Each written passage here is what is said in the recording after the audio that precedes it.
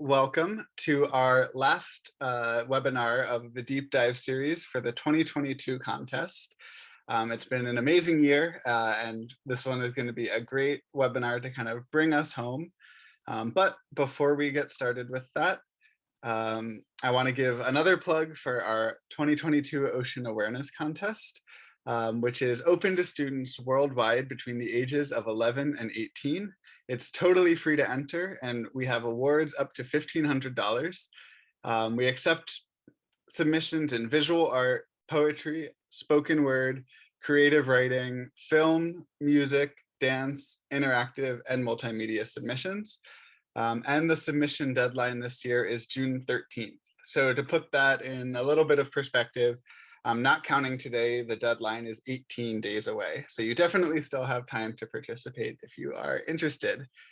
The theme this year is the funny thing about climate change, which we recognize is a little strange. When you think about climate change, usually like laughing and humor is not the first thing you think of.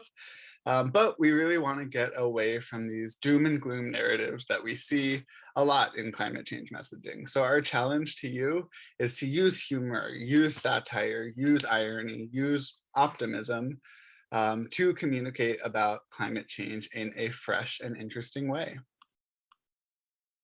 We have some special awards for the contest, including the Voice of the Sea Award, which is in partnership with Tayllor Johnson, who we will hear from today. And it is celebrating spoken word poetry in the contest. So anyone anywhere in the world who submits a spoken word piece to the 2022 contest will automatically be considered for the Voice of the Sea Award. We also have the We All Rise Prize, which is this poster over here on the right side, which is for any student in the US who submits to the contest and self-identifies as Black, Indigenous, or Latine. You will automatically be considered for the We All Rise Prize. It can be in any category and either age division, and those are all $750 awards. And we offer 20 of them totaling $15,000.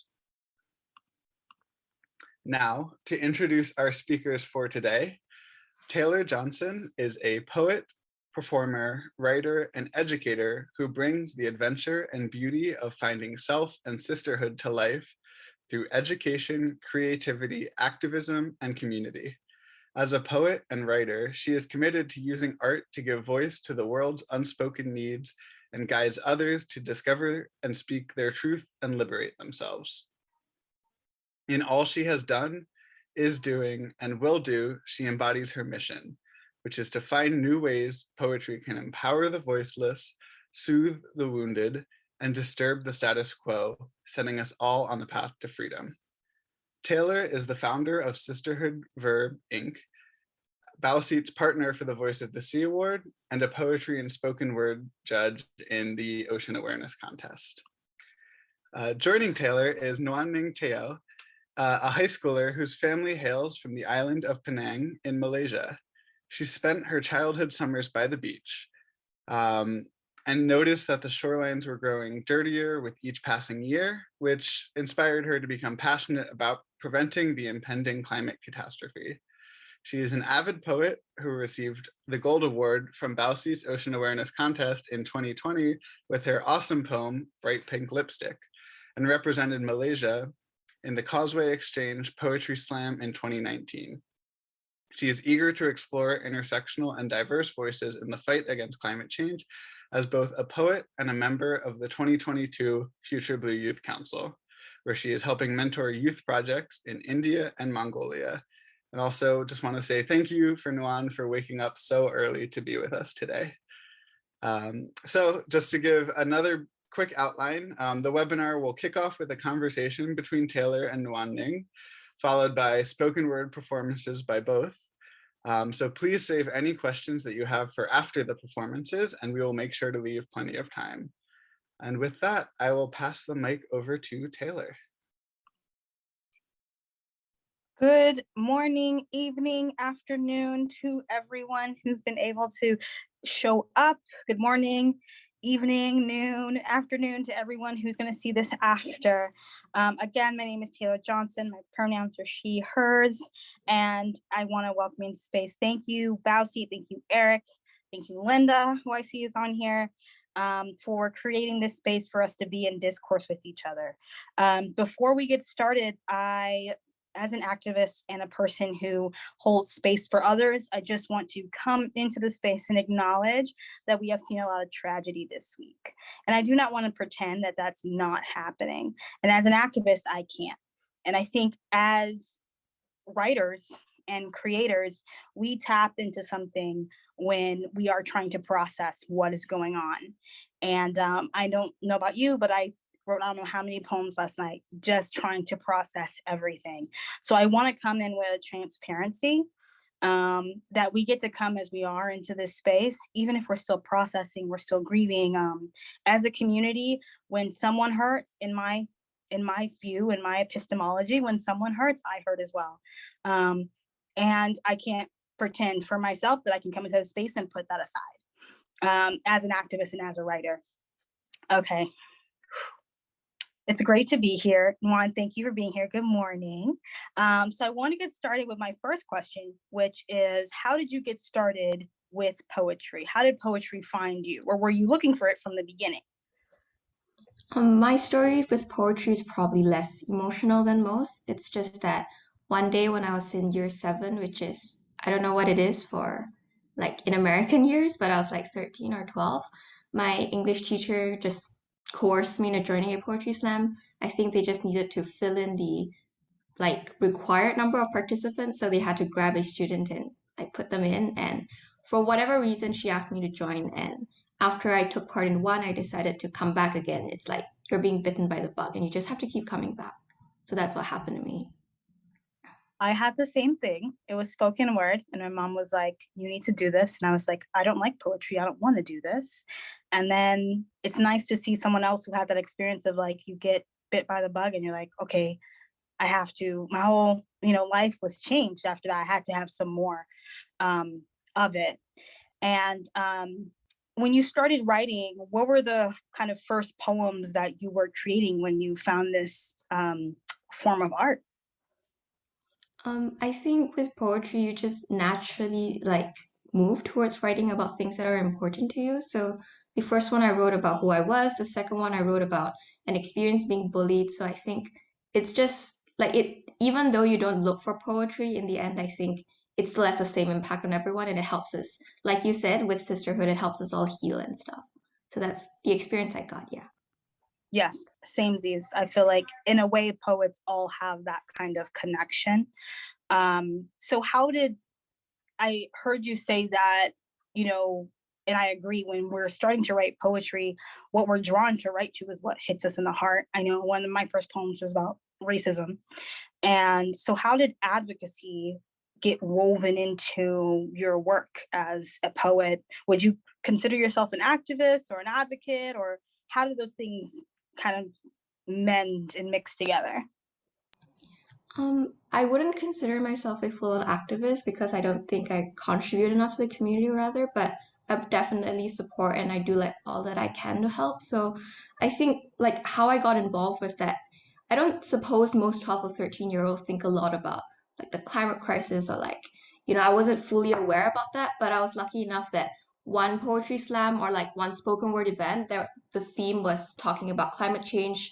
So I think from there, I had to do research. I had to figure out what I want to talk about. And like when I was researching, I think that was the first time I felt panic for the climate change crisis because it was like, wow, I'm writing a poem for 3 minutes, but there's just so much to talk about. It's like impossible to condense the entire crisis. So I think after that, I decided, oh, there's so much more that I need to talk about too. So that's wow.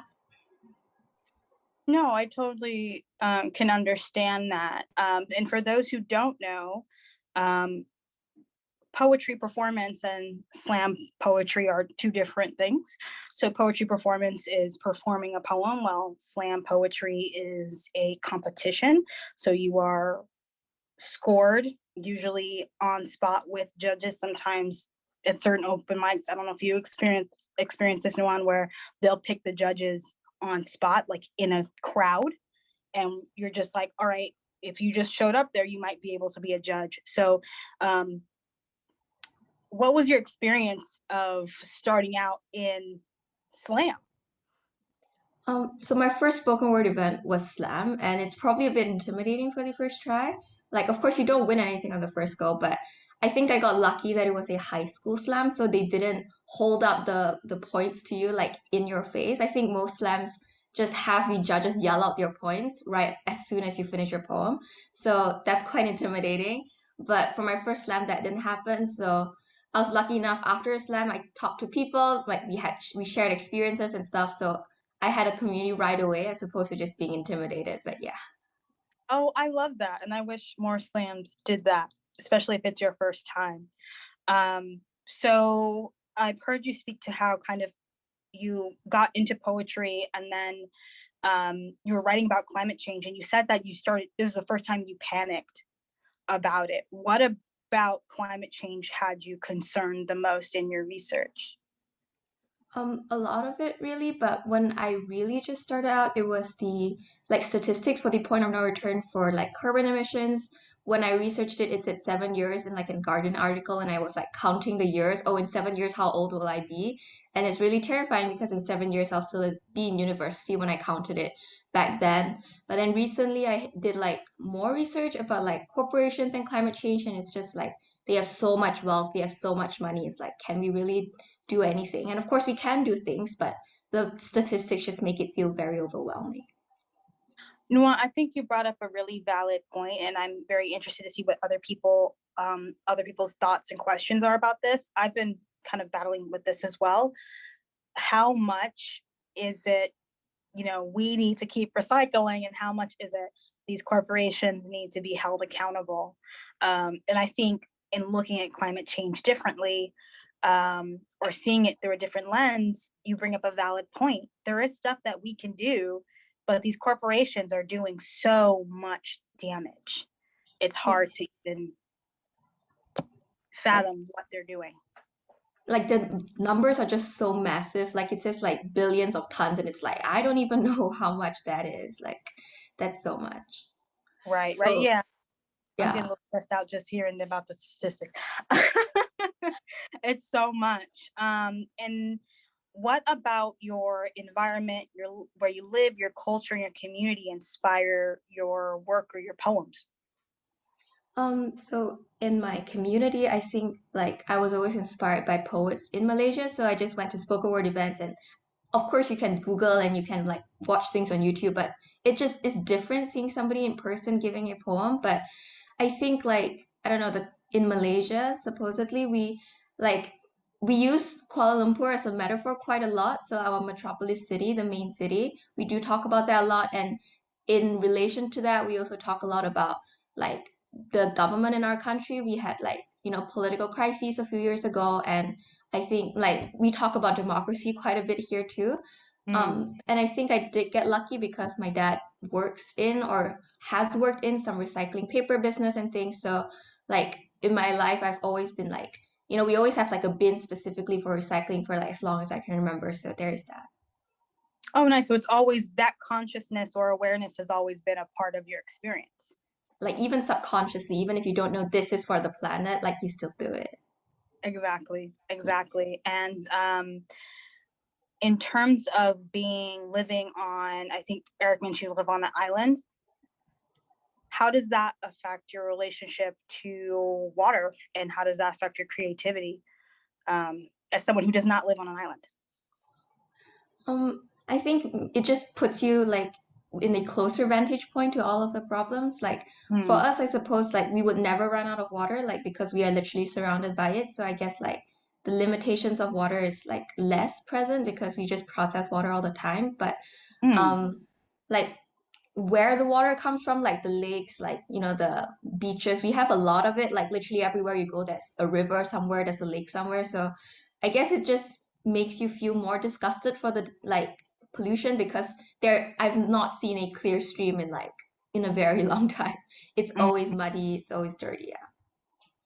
Right, right. Um, I know I'm originally from LA, and they always talk about the LA River, which is usually just a pit. like it's not a river. It's rarely a river. So, and I only seen it raging one time when we got like a bunch of rain. So I can, that is what that made me think about. You mentioned the community, the spoken word community where you are at. And one thing that I love about spoken word, and that has in poetry in general, is a community that's born from people who want to perform and want to use their voice. Can you kind of speak to how that affects your work? How does that inspire you? If there's anyone in that community that inspires you specifically, or what about that community for those who don't write poetry or aren't, about this life that we're about? There's a loving community in it. So those thinking about applying or not applying for participating in the Ocean Awareness Contest and for the Voice of the Sea Award, the benefit of poetry is not only contests, there's also a very vibrant and rich community. I would hope wherever you are. Yeah, there is. So what about that? Can you speak to that community a little bit? I think the community is just really supportive. Like even though there are slams, even though there are competitions, we don't really compete. Rather, I don't know if you say this like in I don't know the American scene, but for us, a very common saying is like the point is not the point. The point is poetry. So even if you don't get anything, you're still there. Yeah, but for us also, I think like the community is really supportive in helping open your mindset. Like because we mentioned that poetry is like always an outlet for like strong emotions, and like we always tend to do it if we have like feelings of like being marginalized. So I think it is also from this community that I first like learned about the LGBTQ community, and etc. So like it's just really a welcoming community for anyone trying to like find out their identity or like figure out who they are. Like it's just a very welcoming community. I'm gonna have to write that down. The point is not the point. The point is poetry. Like that's so beautiful, and that totally speaks to what. That's so perfect. That's perfect. I will credit you as the person who let me know. But that is just amazing. So in terms of kind of how you said you started out in slam poetry, that was kind of your first experience of it, and it was very welcoming. Did you have any did you stay within the slam kind of world, or did you just start going to open mics? I think it's inevitable that once you enter slam poetry, you'll enter open mics, you'll enter spoken word, you'll enter like literally every facet of poetry. You're so connected. Like a slam poet I know, like Olivia Gatwood, talks about, she's a feminist poet. I don't know if you like watch her, but she mentioned Ocean Vuong, who's a written poet. So then like, you just follow the grapevine and it eventually leads you everywhere. So I did eventually attend open mics and like spoken word events, and just, yeah, the community is in like all interconnected. So you really can't avoid it. You end up being part of all of it. Absolutely. Samesies. Do you prefer any facet of the poetry world for slam or open mics? Is there anyone that you're drawn to more? Probably more drawn to open mics. I think the atmosphere around it is really like enjoyable. Like you're there to make friends, you're there to talk to people, and because like with open mics there is no theme, there is no like we have to do like this topic. So usually it's very like innovative. There's people talking about literally everything and like new styles and all of that. Like slam can be quite rigid. They say you can't have costumes, you can't have props, you have to speak for 3 minutes. So like in terms of poetry, you can do a lot more in open mics. You get me? Oh, absolutely. Someone who's slammed, I totally understand.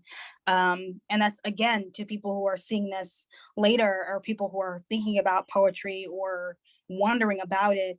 As Nuan said, it's inevitable. You're gonna be connected to those people. And I love open mics, the sharing of just life. You get to see different people, different facets of different people. And I also learned too. So we're speaking the same language. So in terms of, can you share an experience where you triumphed in writing poetry, and when I say that, I mean, did you overcome a challenge in your writing? Maybe you couldn't write, or you had a writer's block, and how did you overcome that barrier in writing or getting your poem finished in your process? I think I would have to say, I don't know if you would agree, but all poems, like when you finish every poem, it feels like a triumph because it feels like I've completed like an emotional journey or I've gotten something on paper. But like if I were to be like really specific about an experience, because recently in high school we just started learning about poetry and literature, so like analyzing old poems and like modern poetry, and like that really changed my entire worldview on poetry. And after that, I couldn't write anything for a while, and so the first poem I wrote after that made me feel like, oh, I can like, reconcile these two worlds. And like that was a triumph I think I still am proud of. Absolutely. I also had that experience going into college as a spoken word artist or poetry performer. I took a poetry class thinking I'm going to be amongst my people. And I was met with a lot of traditional classic poetry assignments that seemed very hard because my work was freeform and rarely had any rules. So when you're doing, when someone's saying you have to use this many syllables, this many lines, got to repeat these many lines, I was like, okay, this is not usually what I do. But the beauty of that is, as you spoke to, like when you're able to write beyond that, you get to use those tools when you want to. And it's not connected to like a grade or anything. So that is, super important. So this is a question that actually just popped up in my head. Where do you see your advocacy work and your poetry going? Do you have a goal for it? You're just gonna, write till the wheels fall off, or is there a vision that you see for your work and where you want it to be? I mean, for poetry, I think we would just keep writing, like no matter what we do. Like even if like it's a couple years from now, I think I will see myself still writing. But there is a part of me that wants to like use poetry as an advocate, like an advocacy tool a bit more. Like I would be interested in like, for example, reaching out to communities who don't have access to poetry. Like the only thing stopping me right now is that it's a language barrier. So in Malaysia, not everybody, especially like less fortunate communities, I think lesser people use English as opposed to like our national language of Malay. So like I'm still figuring out how I want to juggle the language differences, but I really do want to like bring poetry to people and say like, this is a method you can use to express yourself. And like I think, people are just more interested in poetry like as an art form. So I think like I would like to like increase it in that way, if you know what I mean. Like get more people to like poetry, meet more people. Yeah. Absolutely. That's what my work has been. Join the club. That's what we're doing out here. As soon as we start writing, we want other people to write. And just to clarify, when you meant lesser, you meant like marginalized communities Yeah. in where you live? Oh, okay. Where I live, sorry, yeah. Because Oh, okay. I think the like spoken word poet community here is like still a little bit smaller. Like we do have a community, but I do just keep seeing the same people at every event. So it's like, I want more people to become our people too. Yeah. Absolutely. And that's awesome. And that's another way that we connect as artists and people through our poetry work. So the benefits of poetry just keep on going. They just keep on happening, keep on happening. So you're consider yourself a writer and a poet. Do you have any advice for those who've never written poetry before? They might be watching this and just being like, she can do it, but I can't. Do you have any advice for those people? Um, I definitely got lucky because I had English teachers to guide me all along the way. But I think if you've never written a poem before, you can also find guidance like through inspiration online, like, Googling people who have similar themes as you. A nice spoken word poet like community on YouTube is like probably Button Poetry. I'm pretty sure you watch that. So Mm. like, there's like tons of inspiration out there. And like even from the BuzzFeed website, I think I was really inspired in when I was writing my 2020 poem by like Cynthia Liu, who wrote Sea Butterflies for the 2019 award. So there's really inspiration everywhere. It doesn't just have to be spoken word. Like your life can be inspiring. Like as long as you write your message down, as long as you, have like an idea, I think anything can become a spoken word poem. Completely agree. I second completely second that. Kind of switching gears over to the Bausi Ocean Awareness Contest, Contest. yeah. what was your experience in preparing for that? Well, that could be a bit different because that was written poetry as opposed to spoken word. So for that one, you also play with form and like, how you want to structure your poem and stuff. So there was that. So for that one, I think though the like process to it is pretty much similar. You are passionate about something, so you want to write about it. So 2020, I wrote about feminism, and because I was passionate about it, so I think it pretty much exists the same for the Voice of the Sea Award and for spoken word too, because you're really just writing about something that's important to you. So regardless of what form you choose, it's still poetry. It's still, something that you care about. Right. And for those who don't know, spoken word speaks to the performance poetry. Some call it performance poetry, some call it spoken word. That's where you're performing your work versus written poetry. You are reading your work, you are writing to have your work read from the page. Spoken word artists and performance poets perform their work, sometimes with or without paper, but there's memorization involved and possibly more editing. I know for me as a performer, I edit my poems a lot before I put them on stage. So just for those who might not know, that's the difference. So when you were writing your poem for 2020, right? 2020, yeah. Did you find it difficult because you've been performing, or did you Yeah. find it to be the same?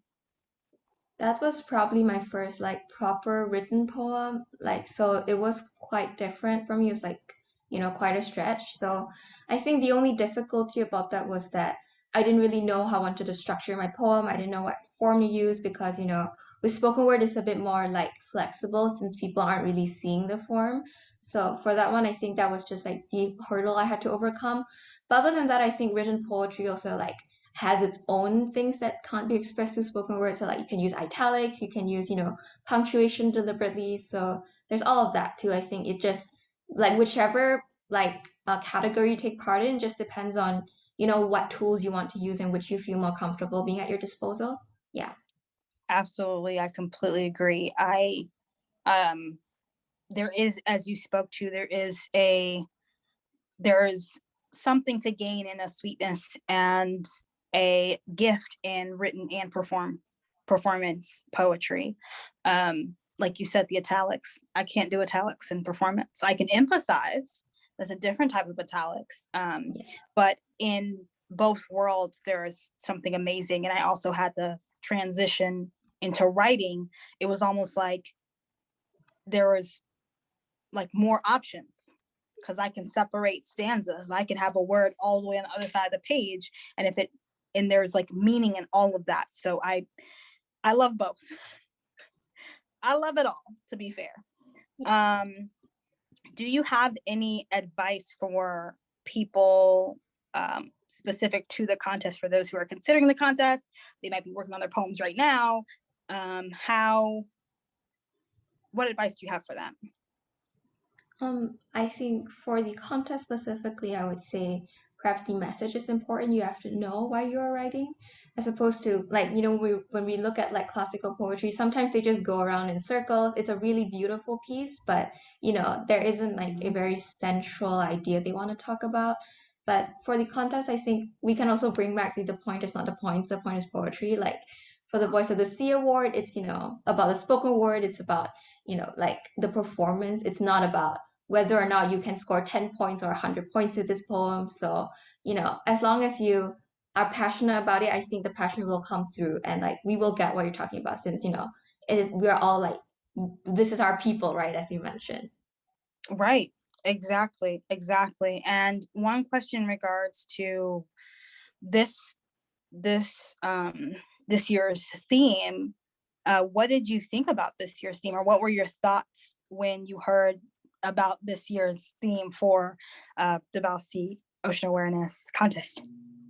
I thought it was really interesting because, like, when you think about climate change, like Eric mentioned, you never really think about it being funny. So I thought this would be a really interesting opportunity for, like, to see different types of voices and different methods of spoken word because most of the spoken word poetry that we see, they're really good, they're really emotional, and they're always like really strong, and they're really angry, which is like, all really valid. But I think like this is just like completely new, fresh out of the water, and like, looking forward to see some really interesting entries for this theme, I'm pretty sure.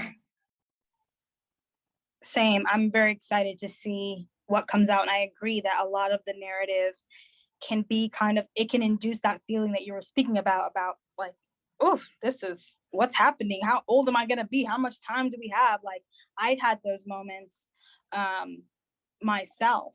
And to see the lighter part, I think just opens up to a nuance that is really kind of innate in poetry. We're talking about the in-between spaces all the time in poetry, and art in general. So it's going to be really exciting to see what people come up with in that space and time. So those are all of my questions. Nuan, was there anything that you wanted to add? Added advice, inspiration?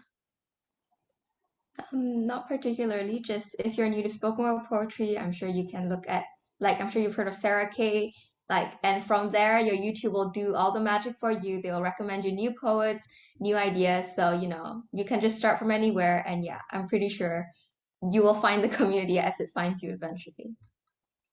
I love it. You will find the community as it finds you. We all be finding each other, even on accident. So I will pass it off to you, Eric, if anyone has any questions or anything of that sort. Yeah, if anyone has any questions, feel free to unmute yourself or you can put it in the chat. But I have two questions actually, one for you, Nuan, and then one for both of you. Which, Nuan, I was really interested when you were talking about kind of forming these communities, these poetry communities, and kind of encountering a language barrier. So I was wondering, especially because you also talked about how you were introduced to poetry through your English teachers. I was wondering if you ever write poems in Malay or... Definitely not Malay because I'm not fluent in that language at all. But when I go to spoken word events, there are a lot of poets who do use Malay. So like when I was avidly going, I think my Malay did get quite better because I just had to keep listening to poems in that language. But I think once I did integrate like some Chinese elements into my poem, like some proverbs, some idioms in Chinese, because like the structure of idioms in Chinese is quite different from in English. So I think, yeah, I did use other languages because it's quite fun to experiment with the different structures, but yeah, not Malay, definitely not that one. Thank you. And then this is for both of you, because I heard both of you kind of make reference to this, and I know it's a problem, problem's not the right word, but it's a challenge across art disciplines. But how do you know when your poem or your performance is done? Taylor, you want to take this first? Sure. I think it depends on the poem. I had a mentor once tell me when I was preparing for Brave New Voices, which is the slam poetry, a poetry festival, and that you will never be done with your dad poems. Like personally for me, he was like, you'll never be done with your dad poems. And so some poems I know I will never finish. You'd be like, that's the last poem. Like nature, I will never be done with my nature poems. I know that a poem is finished when I feel that I've said everything that I needed to say, and I feel that I'm prepared to perform. But I still go back to poems I've written in high school and I'm editing them. So I guess for me, some poems never say never. I don't know. Some poems I'm like, oh, it's done. I finished 3 poems last night, but are they finished? Because I bet if I read them now, I would probably edit them. But I guess the first poem that I ever wrote and performed professionally, I know that poem's done. I don't think I'll ever edit that one, but it's complicated. So I guess it depends on the poem. And I know some poems will never be finished because I'll never stop writing about that topic. And I might perform an iteration of it. I don't know. That's a very hard one for me. Yeah, I agree with Taylor because, we've also been told that like the poem is never finished. You just have to decide, oh, the slam is tomorrow. I can't keep editing this anymore. So there's that. But you can also say like, like as Taylor mentioned, like whether or not you're done talking about it, I think we also have to cut ourselves off eventually. Like, I'm done with this poem, but I'm going to talk more about this issue in another poem. So there also is that. So um it's just all about feeling. It's all about what feel is about the poem. Like there is no set rule to whether or not it's done because you never really know like with poetry. Yeah. I completely agree. You never know. Just gotta go with the vibe, go with the feeling. Great, thank you. Does anyone else have any other questions?